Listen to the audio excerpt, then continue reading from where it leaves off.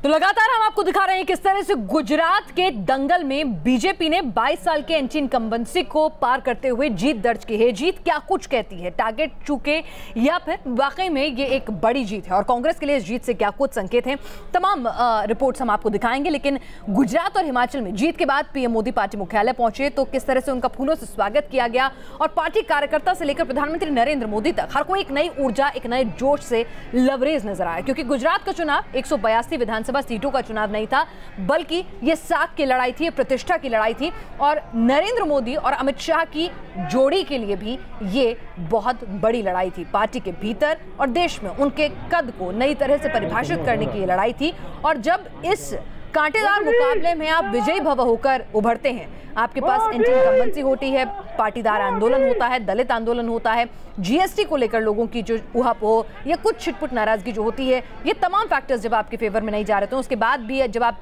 जीत दर्ज करते हैं तो वो जीत बड़ी होती है, खास होती है। और उस जीत की चमक नरेंद्र मोदी के और अमित शाह के चेहरे पर साफ तौर से देखी जा रही थी। गुजरात और हिमाचल में जीत के बाद पहली बार बीजेपी मुख्यालय पीएम मोदी जब पहुंचे तो उन्होंने एक बार फिर से विकास का नारा बुलंद किया और 2019 के लिए शायद उन्होंने दिशा दे दी पार्टी कार्यकर्ताओं को कि जनता रिफॉर्म और परफॉर्म चाहती है। इन सभी चुनाव नतीजों ने एक बात सिद्ध कर दी है कि देश रिफॉर्म के लिए तैयार है, परफॉर्म करने वाली हर बात को पॉजिटिव देख रहा है और ट्रांसफॉर्म होने के संबंध में भरपूर विश्वास रखती है। ये चुनाव लगातार दिखा रहे हैं। अब पीएम मोदी ने कहा कि कोई विकास का मजा उड़ाए, ये जनता कतई बर्दाश्त नहीं करेगी। गुजरात बीजेपी के नेताओं को, कार्यकर्ताओं को हृदय से विशेष बधाई भी देना चाहूंगा। मैं गुजरात की जनता को भी अनुरोध करना चाहता हूं, चारों तरफ से हमले हो रहे थे, अपप्रचार की आंधी चली थी, कांग्रेस पार्टी तो सिर्फ दिखती थी कि मैदान में है, लेकिन उसके सिवाय इतनी ताकतें लगी हुई थी कि एक बार गुजरात में गिरा दो।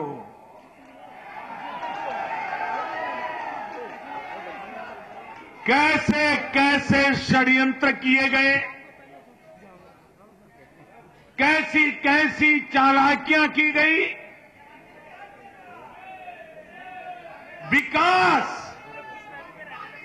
विकास के संबंध में राजी नाराजी तो हो सकती है, लेकिन कोई विकास की मजाक उड़ाए, ये कभी हिंदुस्तान के सार्वजनिक जीवन में होता नहीं।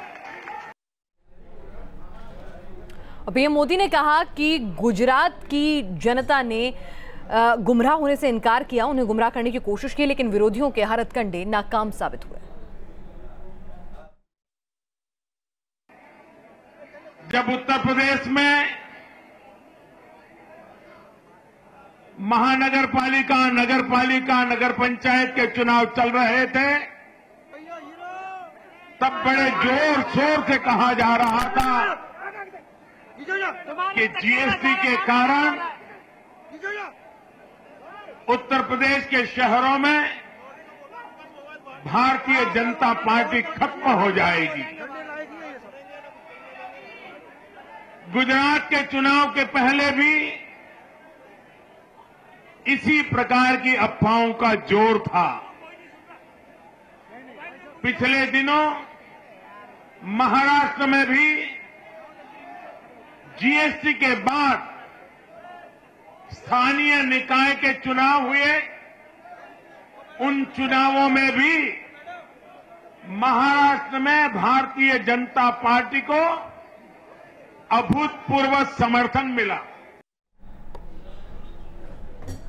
तो नतीजों ने एक बार फिर बीजेपी को मुस्कुराने की वजह दी है और कांग्रेस को मंथन का सबक दिया है। हालांकि कांग्रेस इस बात से खुश हो सकती है कि वो एक अच्छी फाइट देने में कामयाब हुई है। कांग्रेस में एक नई ऊर्जा आई है। गुजरात और हिमाचल के नतीजे सिर्फ 2 सूबों में बीजेपी की सरकार बनने भर का संदेश नहीं है, ये ब्रांड मोदी का हर गुजरते दिन के साथ और ज्यादा मजबूत होना भी दिखा रहे हैं। हिमाचल में बीजेपी की सरकार बनेगी, इसकी अटकलें तो लग रही थी, लेकिन गुजरात में लड़ाई कितनी मुश्किल थी ये नतीजों ने बता दिया है। तो सवाल यह है कि क्या ब्रांड मोदी के बिना गुजरात में बीजेपी के नैया पार वाकई लग सकती थी या सिर्फ और सिर्फ ये मोदी की जीत है?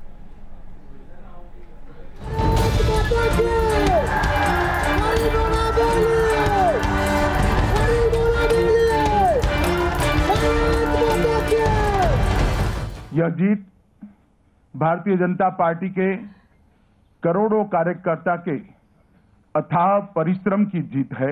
इतने घोर जातिवादी प्रचार के बाद भी कांग्रेस के सभी प्रमुख नेता हारे हैं। गुजरात की जनता ने मोदी जी पर भरोसा किया है। लड़ाई नाक की थी, लड़ाई साख की थी और शुरुआती रुझान गुजरात में बीजेपी को झटका देते दिख रहे हैं। मोदी जी ने इनको इतना तंग किया है कि शांत नहीं हो सकते। लेकिन इस झंझावात के बीच भी एक भरोसा था जीत का, एक उम्मीद थी कामयाबी की। संसद पहुंचे प्रधानमंत्री मोदी विक्ट्री साइन दिखाते दिखे, मानो अपने समर्थकों से कह रहे हो मैं हूं ना। नतीजे 150 पार के बेशक न रहे, लेकिन गुजरात की जंग में बीजेपी नाक और साख दोनों बचाने में कामयाब रही। तो अमित शाह गदगद हैं। मोदी शाह की जोड़ी ने हिमाचल में न सिर्फ कमल खिला दिया, बल्कि गुजरात में अपना गढ़ भी बचा लिया। बीजेपी वाले जश्न मना रहे हैं। 22 साल से गुजरात में सत्ता पर काबिज बीजेपी जश्न तो मना रही है, लेकिन पार्टी को शायद यह एहसास भी है कि जीत की राह आसान नहीं रही। तो सवाल यह है कि क्या ब्रांड मोदी की वजह से बीजेपी को कामयाबी मिल सकी है? यह जीत भारतीय जनता पार्टी के करोड़ों कार्यकर्ता के अथाह परिश्रम की जीत है। यह जीत प्रधानमंत्री जी की नीतियों की और जो भारतीय जनता पार्टी की केंद्र सरकार है उसके गरीब लक्षी कार्यक्रम है, इसकी जीत। 2014 में लोकसभा चुनाव के बाद मोदी ब्रांड हर चुनाव में मजबूत होकर उभरा। दिल्ली, बिहार और पंजाब में बीजेपी को झटका जरूर लगा।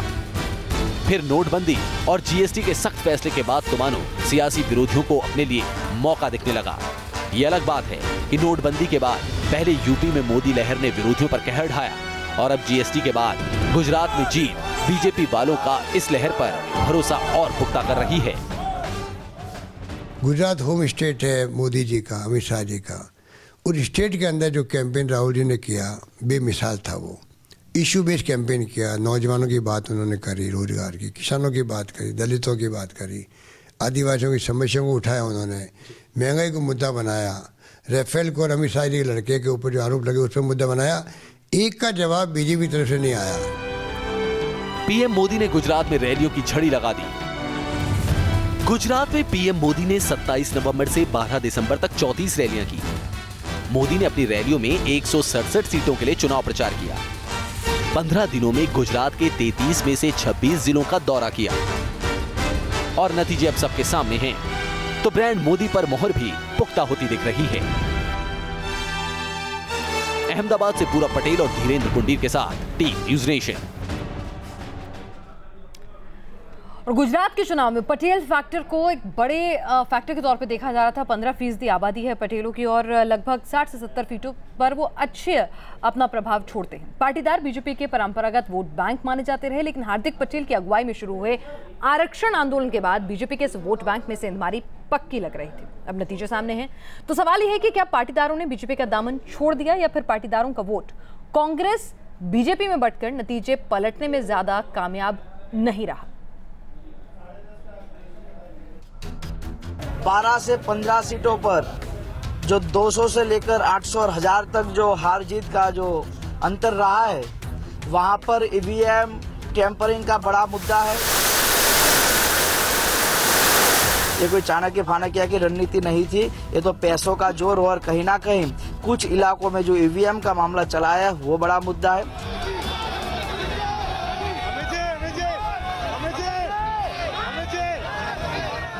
यहाँ पर गड़बड़ कर कहीं ना कहीं बेईमानी कर जीत हुई है। हार्दिक को ईवीएम में गड़बड़ी लगती है और बीजेपी को विकास की जीत नजर आती है। जीत हार पर अपने अपने तर्क हैं, लेकिन सवाल यह है कि कांग्रेस जिस पटेल फैक्टर के भरोसे सियासी वनवास से वापसी का रास्ता ढूंढ रही थी, वो उसे क्यों नहीं मिल पाया? क्या हार्दिक पटेल का समर्थन कांग्रेस के वोट में बदल पाया, या फिर पाटीदारों के लिए अब भी बीजेपी नंबर 1 पार्टी है? वोटिंग के शुरुआती रुझान से लेकर नतीजे मुकम्मल होने तक गुजरात में बीजेपी और कांग्रेस दोनों की धड़कन तेज होती रही। सबसे ज्यादा नजर रही कच्छ सौराष्ट्र की सीटों पर, जहां पाटीदार वोटर ज्यादा हैं। सौराष्ट्र की 54 सीटों में से 30 सीटें कांग्रेस के खाते में जाती दिख रही हैं और बीजेपी को 23 सीटों पर कामयाबी मिलती दिख रही है। जाहिर है कांग्रेस पटेल वोट बैंक में सेंधमारी में कामयाब रही है, क्योंकि 2012 के चुनाव में यहां बीजेपी ने 35 सीटें जीती थी। हालांकि बीजेपी को अब भी भरोसा है कि पाटीदार वोट बैंक में कांग्रेस ज्यादा सेंधमारी नहीं कर सकी है। बहुत सारे जीत के भी बहुत सारे कारण होते हैं, हार के भी बहुत कारण होते हैं। साथियों के साथ बैठकर इसकी चिंता करेंगे, मगर जहां तक आप जिस चीज का जिक्र कर रही है, उसका सबसे ज्यादा जो प्रभाव था, वो दोनों जगह पे हम बहुत बड़े मार्जिन से जीते हैं, सूरत और महसाना। ऐसा ही 3 लोगों के कारण चुनाव में सीटें कम आई है। तो सूरत में सबसे ज्यादा बवाल थी, सूरत में सभी सीट बीजेपी को मिली, महसाना हम जीते, राजकोट जीते। तो ये सब एक ही कारण को हम नहीं ले सकते। सीट कम या ज्यादा, अलग अलग सीट का अलग अलग कारण है। दरअसल गुजरात में पटेलों में 2 उपसमुदाय हैं, एक लेउआ पटेल और दूसरा कड़वा पटेल, जिससे हार्दिक भी ताल्लुक रखते हैं। पाटीदारों में लेउआ पटेल करीब 60% और कड़वा पटेल करीब 40% हैं। 2012 के चुनाव में 63% लेउआ पटेल और 82% कड़वा पटेलों का वोट बीजेपी को मिला था। और 2017 के नतीजों से तो यही लगता है कि हार्दिक के आंदोलन से कांग्रेस जो उम्मीद लगाए बैठी थी, वो बीजेपी के लिए उतनी बड़ी मुसीबत नहीं बना कि पार्टी के विजय रथ को रोक दे और कांग्रेस को सूबे का सिंहासन सौंप दे। Team news nation. तो पटेल फैक्टर कहीं ना कहीं बहुत ज्यादा असर डालने में कामयाब नहीं हुआ, लेकिन कच्छ सौराष्ट्र में जो कांग्रेस को बढ़त मिली है उसको भी नकारा नहीं जा सकता। लेकिन पटेल फैक्टर की तरह जीएसटी को भी गुजरात में बड़ा मुद्दा माना जा रहा था। खासतौर से कांग्रेस को उम्मीद थी कि शहरी वोटों को ये काटने में कामयाब रहेगा, लेकिन ऐसा हुआ नहीं। राहुल गांधी ने स्नब्स को पकड़ते हुए जीएसटी को गब्बर सिंह टैक्स तक कह डाला, लेकिन जीएसटी बीजेपी के लिए मुसीबत नहीं बन पाया। अगर शहरी क्षेत्र की सीटों का आकलन करें जहां कारोबारी बड़ी तादाद में हैं, तो जीएसटी पर हो हंगामे के बावजूद अहमदाबाद की 21 में से 16 सीटें बीजेपी ने जीती। सूरत में 16 में से, सूरत जो कारोबारी हब है, डायमंड कारोबार वहां पे सबसे ज्यादा होता है, वहां पर भी 16 में से 14 सीटें बीजेपी के खाते में गई। कांग्रेस सिर्फ 2 सीटें वहां पर बटोर पाई। वडोदरा में 10 में से 8 सीटें बीजेपी के खाते में गई और राजकोट में 8 में से 5 सीटें बीजेपी के खाते में गई। राजकोट में भी कहा जा रहा था कि परिणाम जो है अनुकूल नहीं रह सकते हैं बीजेपी के, लेकिन ऐसा हुआ नहीं, सिर्फ 1 सीट का नुकसान हुआ। गांधीनगर में 5 सीटों में से 3 बीजेपी के खाते में गई, जामनगर में 5 में से 2 बीजेपी के खाते में गई, भावनगर में 7 में से 6 सीटें बीजेपी के खाते में गई। तो शहरी वोट बैंक इंटैक्ट रहा, जिसको कहीं ना कहीं कांग्रेस भी मान रही है कि उसकी नब्ज पकड़ने में कामयाब नहीं हुए। कांग्रेस को अगर पाटीदारों से बड़ी उम्मीद थी तो जिग्नेश मेवाणी और अल्पेश ठाकोर जैसे नेता पर भी कांग्रेस ने एतबार किया था। जिग्नेश, अल्पेश दोनों अपना अपना चुनाव तो जीतने में कामयाब रहे, लेकिन सवाल यह है कि क्या वाकई में कांग्रेस के हाथ को ये वो मजबूती दे पाए। हार्दिक पटेल, जिग्नेश मेवाणी और अल्पेश ठाकोर, गुजरात की सियासत की वो तिकड़ी जिसे जीत की चाबी बताया जा रहा था। गुजरात में कांग्रेस का चुनाव प्रचार भी इन तीनों के इर्द गिर्द ही घूमता रहा। कांग्रेस को ओबीसी नेता अल्पेश ठाकोर से बड़ी उम्मीदें थी। उन्हें राहुल गांधी ने खुद पार्टी में शामिल किया और कांग्रेस का टिकट भी थमाया। कांग्रेस का मकसद अल्पेश की मदद से सूबे के 50% वोटर्स को अपनी तरफ खींचना था। पार्टी ने अल्पेश को राधनपुर सीट से चुनाव मैदान में उतारा। अल्पेश चुनाव जीतने में तो कामयाब रहे, लेकिन पार्टी की नैया को पार नहीं लगा सके। सामाजिक कार्यकर्ता और वकील जिग्नेश मेवाणी सूबे में दलित नेता के तौर पर उभरे। उन्होंने ऊना कांड के जरिए दलितों के साथ हिंसा का मुद्दा जोर शोर से उठाया। जिग्नेश को गुजरात के 7% दलित वोटर्स का नुमाइंदा समझा जा रहा था। उन्होंने बड़गांव से निर्दलीय उम्मीदवार के तौर पर जीत दर्ज की, लेकिन गुजरात के दलित वोटर्स को वो कितना रिझा पाए, इसको लेकर अभी दावे के साथ कुछ नहीं कहा जा सकता। बीजेपी की जीत इस देश के लिए बहुत अनफॉर्चुनेट है और उम्मीद करते हैं कि यही लड़ाई उतनी तगड़ी होगी आने वाले दिनों में कि 2019 में उनको घर बिठाएंगे। नतीजों से साफ हो गया है कि गुजरात में हार्दिक पटेल का फैक्टर तो चला, लेकिन इतना नहीं कि कांग्रेस 22 साल के बीजेपी राज का अंत कर पाती। अहमदाबाद से पूरा पटेल और धीरेन्द्र पुंडीर के साथ टीम न्यूज नेशन। तो गुजरात में बीजेपी की जीत चाहे बेशक ज्यादा धमाकेदार नहीं रही, लेकिन पहाड़ों पर भगवा रंग साफ नजर आया। बीजेपी ने करीब 2/3 सीटें जीती, लेकिन उसके सीएम कैंडिडेट प्रेम कुमार धूमल चुनाव हार गए हैं और इसीलिए अब सुगबुगाहट है कि सीएम का चेहरा क्या दिल्ली से जाएगा। ये जीत का जश्न है, आतिशबाजी पर जोर है। पहाड़ पर कमल खिला तो बीजेपी वाले गदगद हैं, लेकिन जीतकर भी बीजेपी को यहां तगड़ा झटका लगा है। हिमाचल प्रदेश में करीब 44 सीटें जीतने वाली बीजेपी के मुख्यमंत्री पद के उम्मीदवार प्रेम कुमार धूमल खुद चुनाव हार गए। धूमल के घर जश्न की पूरी तैयारी थी। बीजेपी की जीत की उम्मीद बांधे कार्यकर्ता पूरे जोश के साथ नारेबाजी कर रहे थे, लेकिन शुरुआती बढ़त के बाद धूमल की हार की खबरों ने बीजेपी वालों की जीत का जश्न थोड़ा फीका कर दिया। Personal loss is not of much importance.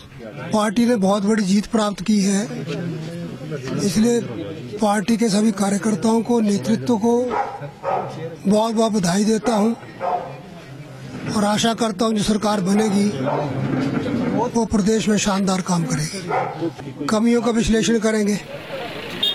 Dhumal चुनाव हार गए हैं और कहा जा रहा है कि इस हार के साथ ही वो सीएम पद की उम्मीदवारी भी खो बैठे हैं। बीजेपी अब यहाँ नया चेहरा तलाशेगी, लेकिन हिमाचल की सत्ता में वापसी को बीजेपी बड़ी कामयाबी मान रही है।